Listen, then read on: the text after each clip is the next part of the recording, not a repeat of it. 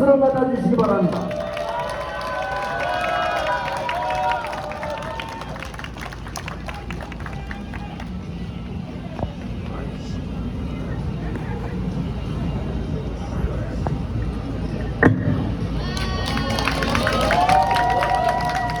안녕하십니까. 손학규입니다. 손학규 누군지 아시겠어요? 제가 도지사를 지낸 지가 벌써 20여 년이 가까웁니다. 참 도지사를 하면서 경기도 북부 지역 또 그 중심지인 의정부 어떻게 발전시켜야 되나 고민도 많이 했습니다. 파주에는 LG 디스플레이 단지를 만들었는데 의정부는 여기가 경기도 북부의 수도시면서도 이거 뭐 어떻게 뭘 그렇게 쉽지가 않더라고요. 지금도 교통난이 보통이 아니죠. 어떻게 길을 뚫어보려고 그래도 길이 뚫리지 않고, 그때만 해도 미군 부대가 있었고 산업의 중심지를 만들려고 해도 그렇게 쉽지가 않고 그랬었습니다. 지금 김동근 시장님, 제가 도지사를 할 때 정책기획관을 했어요. 아주 똑똑한 사람이었습니다. 제가 경기도지사를 하면서 대북 지원, 대북 대화, 대북 평화 정책을 적극 수행을 했는데 김동근 시장이 그때 대북 평화 지원에 경기도 쪽 그 수석 대표로 나갔는데 얼마나 깨끗하게 깔끔하게 잘했는지 말이죠. 그 뒤에 김동근 정책기획관은 기획조정실장도 하고 제2부지사도 하고 경기도의 최고의 직을 다 공무원으로 역임을 하고, 지난번에 수원시장 나왔을 때 저는 김동근 시장 이런 사람이야말로 의정부를 발전시킬 수 있다. 확고한 절약과 의지를 갖고 능력을 갖고 있는, 그리고 경기도와 경기도 북부에 대한 아주 특별한 애정을 갖고 있는 이런 사람이 경기 북부 지역의 발전을 위해서, 또 그리고 앞으로 경기도 북부가 독립도로 발전한데 김동근 시장 같은 사람이 없다. 그래서 제가 직접 지원을 나섰고 유세도 했고 시장도 같이 돌아다니고 해서 지금 의정부 시장이 됐는데, 여러분 김동근 시장 잘 뽑았죠? 일 잘하죠? 이분이 앞으로 의정부 시장을 잘하고 또 뭐 경우에 따라서는 국회의원도 하고, 그리고 궁극적으로는 경기도 북부, 경기 북부 특별도의 도지사를 할 사람입니다. 맞죠? 참 저는 그동안 다 정치 은퇴하고 산에 다니고 막걸리 마시고 그동안 돌보지 못했던 집안일도 돌보고, 사실 요즘 설거지는 전부 다 제 차례예요. 책 보고 그저 편하게 사는데 마음이 그렇게 편치가 않아요.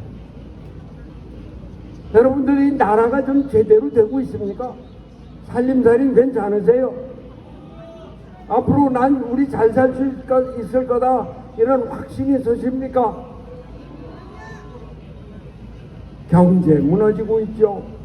트럼프 들어서서 통상 압력이 심한데 벌써 자동차 수출이 15%나 감소가 됐어요. 반도체 수출을 앞으로 장담을 못합니다. 거기에다가 안보는 어떻습니까?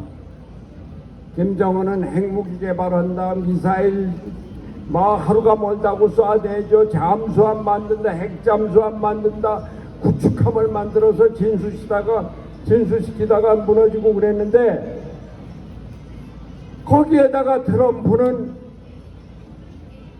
한국에서 주한미군 병력의 4,500명을 빼낸다 하는 기사가 며칠 전에 났어요. 주한미군은 앞으로 북한의 김정은을 상대하기보다 대중국 견제용으로 쓸 것이다. 역할 변경을 얘기하고 있습니다.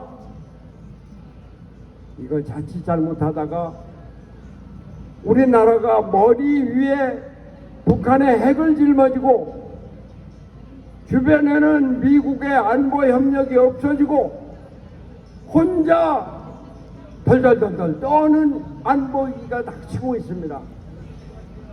경기도 북부 지역은 한국전쟁, 남북전쟁의 그 위험을 너무나 뼈저리게 느끼고 있는 지역입니다. 1949년에 주한미군이 철수하고 그 다음에 1950년에 김일성이 남침을 해서 6.25 전쟁을 치른 그런 나라입니다. 그런데 우리나라가 계엄이다, 탄핵이다, 대통령 파면이다 그래 대선 국면으로 들어섰는데 가만히 있다가 보니까 아이고 이거가 야단 났습니다. 이재명 판이 돼 있어요. 이재명 대세론이 나라를 휩쓸고 있어요. 가만히 있어라. 이재명이가 대통령이 되면 우리나라 어떻게 되지 하는 걱정이 저를 몸을 떨게 한 겁니다. 보세요. 호텔 경제론이다. 자세한 설명은 안 하겠습니다. 나라 부도국가 만드는 경제정책입니다. 커피 원재료가 120원입니다. 우리 서민경제 자영업자들 전부 다 망치는 경제정책입니다. 거기다가 요즘 거북섬 얘기 들어보셨죠, 시흥시에? 거북섬을 투자를 유치하라고 그래서 또 금방 인허가를 받아서 이걸 다 했는데 아주 잘 되고 있습니다. 그런데 실제로 가보니까 그 주변 상가 87%가 다 비어있는 겁니다. 이렇게 경제를 모르고 이렇게 경제에 대한 책임감이 없는 사람이 우리나라 경제를 책임진다? 큰일 났어요. 큰일 났어. 제가 어제는 평택에 K-55라고 미군 기지가 있습니다. 그 앞에서 유세를 했는데 평택에는 동두천 의정부에서 철수한 미군이 다 그쪽 미군 기지에 들어가 있습니다. 그런데 그 안에 미 이사단위가 있고 바로 그 옆에 7전략공군사령부가 있습니다. 주한미군 사령부도 그쪽으로 다 옮겨갔어요. 그런데 경기도지사가 4년 동안 근무하면서 주한미군 부대, 이사단, 7공군, 8군 사령부 아무데도 방문 안 했다는 겁니다. 경기도는 말이죠. 우리나라 군대 화력의 70%, 80%가 모여 있는 데입니다. 주한미군이 다 여기 있는 데예요. 그러면 한미동맹의 아주 기초인 주한미군 부대 경기도지사가 당연히 방문해서 격려하고 감사하고 문제가 없는지 도와줄 게 없는지 이런 걸 찾아야 되는 것이 경기도지사의 중요한 직분입니다. 저는 그걸 무척 많이 했습니다. 그런데 4년 동안 경기도지사로 근무하면서 주한미군 부대 한 군데도 방문한 일이 없다는 겁니다. 이 사람이 주한미군은 점령군이라고 표현했습니다. 점령군. 한미 동맹군이 아니라 한미가 안보상 협조하기 위해서 나와 있는 이러한 우리 동맹이 아니라 미국이 한국을 점령하기 위해서 나와 있는 점령군이다 이런 표현을 했어요. 이런 사람이 대한민국을 대표해서 미군과 안보 협력을 하고 통상협정의 대상이 될 수 있겠습니까, 여러분?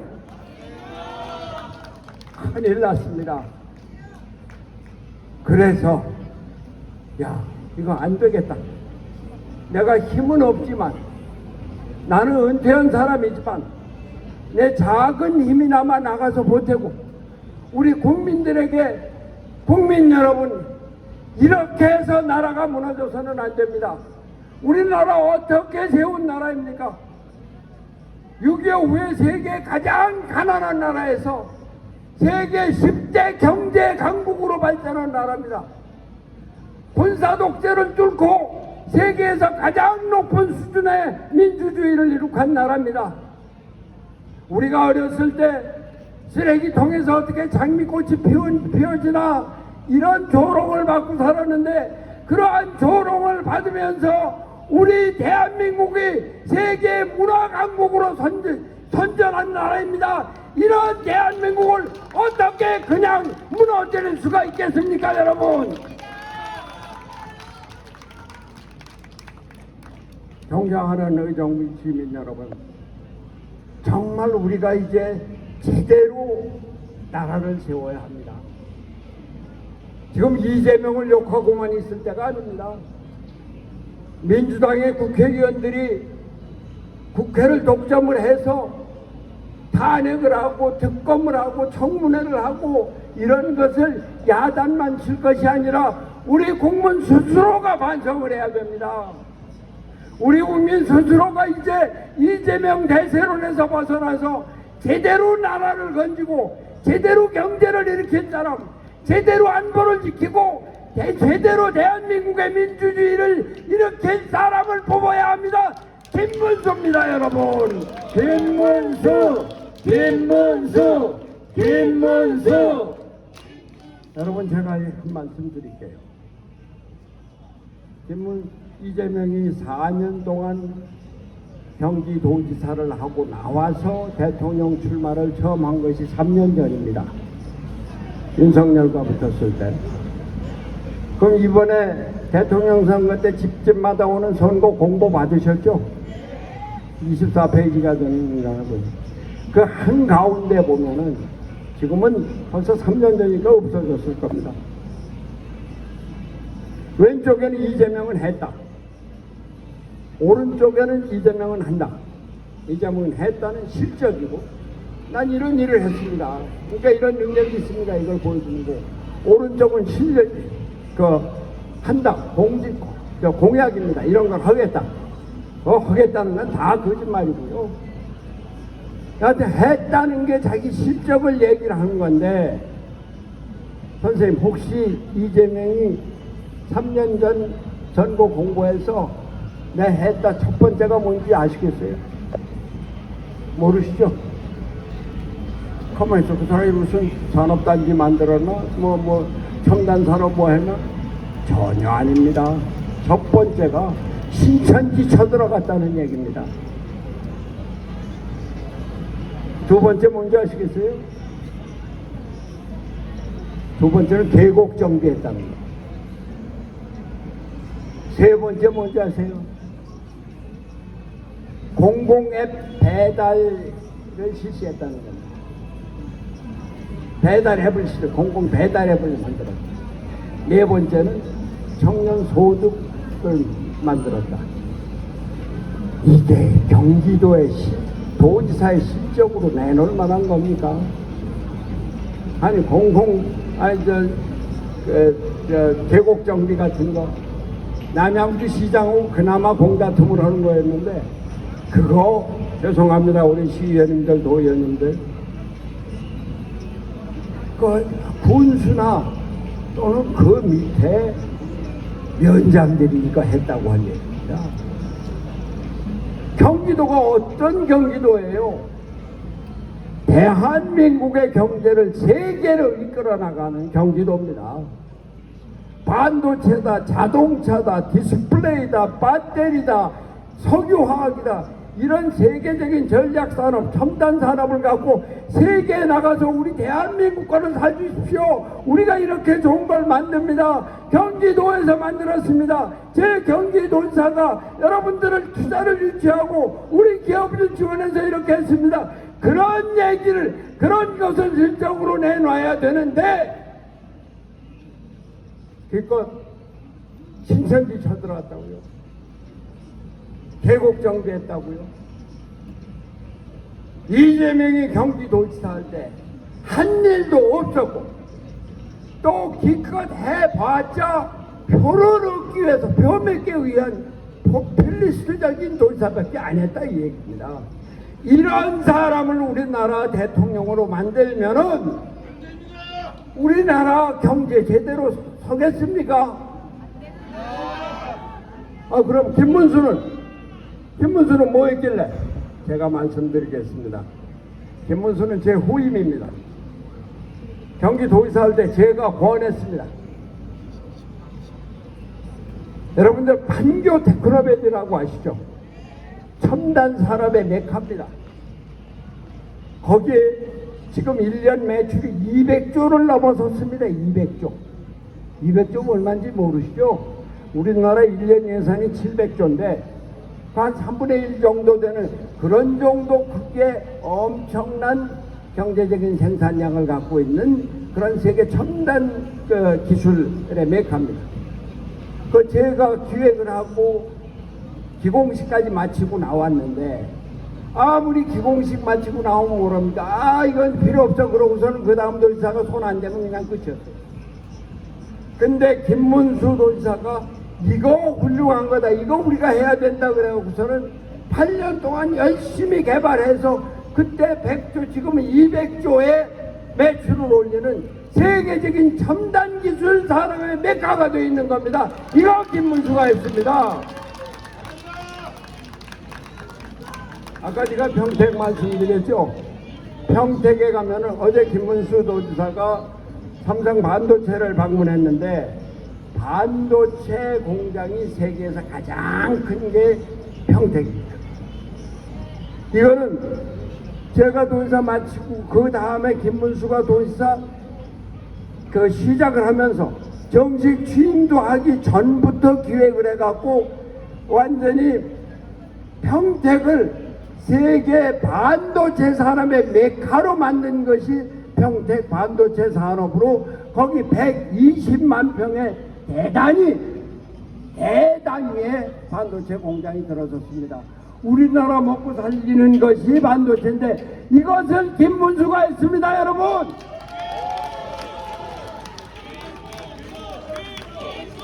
김문수가 경제를 위해서 한 일 많지만 한 가지만 더 하겠습니다. 아까 존경하는 원희철 의원께서 말씀을 하셨는데 GTX 도지사 취임하자 얼마 안 돼가고서 GTX 계획을 발표해요. 그래서 제가 저거 경기도지사가 할 수 있는 일이 아닌데 김문수가 무슨 꿈괭이로 무슨 죄송합니다. 거짓말을 저렇게 하나 그렇게 생각했습니다. 그런데 아니 북에서 남으로 동에서 서로 북동에서 남서로 서울 지하를 꿰뚫는 그런 GTX를 만들었는데 아니 금년 봄에 보니까 1호선이 완공이 되고 운행이 시작된 겁니다. 우리나라 교통혁명을 이룬 겁니다. 교통이라는 게 뭡니까? 경제의 가장 중요한 기반입니다. 김문수는 경제를 알고 건설을 알고 대한민국의 미래를 아는 경제 대통령이 될 겁니다, 여러분. 김문수. 저는 말이죠. 이제 우리 국민들이 서서히 깨닫기 시작했습니다. 처음에는 이재명 대세로 그리고 윤석열 대통령의 계엄, 탄핵, 파면 이걸 두고 아이고 이제 전달머리가 났는데 가만히 하는 거 보니까 아니 호텔 경제론 돈 돌고 도는데 애초부터 빵꾸내서 결국은 국가 부도로 가는 이런 경제를 해. 120원 원가 우리 자영업자들은 다 그런 도둑놈들이란 말인가? 거북섬? 아니 완전히 공실률이 87%인 그런 거를 자랑을 해. 이거 아닌데 이거 알기 시작한 겁니다. 우리나라 이제 지금 트럼프가 들어서서 관세 폭탄으로 경제 통상 문제가 위기에 빠져 있습니다. 그런데 대법원에서 자기 재판을 유죄 취지로 파기환송시킨 날 그날 저녁에 경제부 총리 최상용을 탄핵을 올려가고 바로 투표에 들어갔어요. 이런 정치인이 어디 있습니까? 최상목은 그날 바로 사표를 내고 경제수장이 빈자리가 됐습니다. 근데 그보다 일주일 전에 경제부총리하고 통상교섭본부장하고 미국 가서 재무장관하고 통상교섭본부장하고 회담을 해서 한참 진전이 됐는데 그거는 딱 협상이 끊어진 겁니다. 나라가 그냥 정지가 된 거예요. 이렇게 만든 것이 이재명이다 이런 말씀이에요. 그런데 그뿐 아니고 바로 법을 바꿨는데 이재명이 선거법상 허위사실 유포죄 이걸 아예 죄에서 빼버렸습니다. 대통령 되면은 재판을 그냥 무작정 정지한 겁니다. 이걸 보고 법원에서 이거 야단났다. 우리나라 법제도가 이렇게 야단났다. 들고 일어선 겁니다. 그런데 그뿐만이 아니에요. 대법원 판사를 지금 14명인데 이걸 숫자를 바꿔서 30명으로 늘려하고 자기네 편 사람들을 대법원 판사로 넣어서 마음대로 판단을 하려고 하는 겁니다. 그런데 그것도 모자라서 대법원 판사를 판사 자격증이 없는 일반인으로 갖다 맡기겠다는 거예요. 언론에서는 김어준이냐 유시민이냐 그럴 때 정청래 뭐 이런 사람도 할 거예요. 그러면 나라가 어떻게 됩니까? 조선일보 주필이 며칠 전에는 한람에서 우리나라가 총통제가 될 위험이 있다 이렇게 썼습니다. 총통 뭡니까? 우리로 치면 대통령 안에 행정부, 의회뿐만이 아니라 사법부까지 전부 다 집어넣어서 마음대로 하겠다고 하는 민주주의의 기본 원칙인 삼권 분립이 아니라 삼권 통일의 독재 체제를 만들겠다고 하는 겁니다. 이재명이 되면 나라가 그렇게 독재국가, 총독국가가 됩니다. 막아야 됩니다. 그래서 김문수가 나서서 민주주의를 지켜야 합니다. 김문수. 네. 끝내야 되겠습니다. 그런데 우리한테는 좋은 소식, 나쁜 소식이 막 교차되고 있습니다. 오늘 아침엔 이낙연 총리가 김문수 지지를 선언했습니다. 아주 좋은 일입니다. 여러분 박수 한번 주세요. 그런데 말이죠. 지금 이 시각에도 독재와 탄압이 시작되고 있습니다. 어제 한덕수 총리가 경찰에 불려가서 10시간 조사를 받고 왔어요. 그 전에 경찰에 2번, 검찰에 1번 가서 조사를 받았는데 지금 선거 일주일을 앞두고서 한덕수 총리를 경찰에서 다시 불러서 10시간 조사를 한 겁니다. 10시간 조사가 10시간에 끝나는 것이 아니라 한덕수 총리의 이 정신을 위축시키려고 하는 겁니다. 왜? 우리는 한덕수 총리 그동안 꾸준히 놔주세요. 한덕수 총리 꾸준히 접촉을 하면서 협조를 구하는 것이었고, 그리고 한덕수 총리는 어떻게 해서든지 우리를 돕겠다고 하는 생각을 갖고 있는데 이걸 돕지 못하게 막는 것이 지금 경찰이 한덕수 총리를 불러다가 취조하면서 그러면서 탄압을 하는 겁니다. 여러분들이 탄압에 우리가 결연코 일어나서 김문수를 당선시켜야 합니다. 자, 이제 이제 우리가 승리가 눈앞에 왔습니다. 지난주 금요일 갤럽 조사에서는 9% 차이가 났는데 그 일주일 전에는 22% 차이가 났어요. 불과 일주일 만에 13%가 줄어든 겁니다. 이제 우리가 이길 때가 됐습니다. 그러나 끊임없는 탄압, 끊임없는 방해, 이것이 자칫 우리나라 민주주의를, 우리나라 경제 발전을, 우리나라 안보를 위험에 빠뜨릴 수가 있습니다. 다시 한번 호소합니다. 우리나라 민주주의는 우리 국민들, 우리 스스로가 여러분 한 분 한 분이 지키셔야 합니다. 우리나라 경제 다시 일으키는 거, 제대로 경제를 할 사람을 뽑아야 합니다. 그거 여러분들의 손에 달려 있습니다. 우리나라 안보 그냥 놔주세요. 그냥 놔두시라니까. 해.